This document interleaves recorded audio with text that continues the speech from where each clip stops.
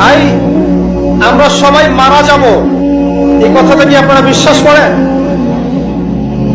এই কথা যে বিশ্বাস করে যে পৃথিবীতে সে চিরস্থায়ী নয়, চিরদিন থাকতে আসে নাই, সে কি পৃথিবীতে উদ্ধত আচরণ করতে পারে?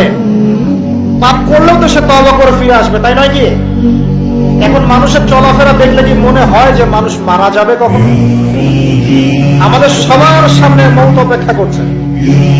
এই যে আমরা এখানে যারা বসে আছি, আজকে থেকে হয়তো 50 বছর পর কেউ থাকবে, হতে পারে না? হতে পারে না? 50 বছর অনেক বেশি বলেছি আমি, দেখেন না সামনে কি হয়। 100 বছর পর এখন পৃথিবীতে যারা বেঁচে আছে, এখন 100 বছর পর এর কেউ বেঁচে থাকবে না। প্রত্যেক 100 বছরে জেনারেশন চেঞ্জ হয়ে যায়, জানেন? তো মানুষের চলাফেরা দেখলে মনে হয় মানুষ এখন মৃত্যুবরণ করবে না। মৌতের কোনো ফিকির নেই মানুষের। আল্লাহর সামনে দাঁড়াতে হবে, জবাব দিতে হবে, এই চিন্তা মানুষের মধ্যে নাই।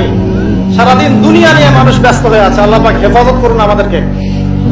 তো পরকালের ক্ষতি দেখেন, মানুষের সামনে অপেক্ষা করছে মৌত, মানুষের সামনে অপেক্ষা করছে কবর। কবর যেখানে কেউ যাবে না, আপনি আমি কেউ না, মানে কেউ কারো কবরে যাব না, কেউ কারো কবরে না।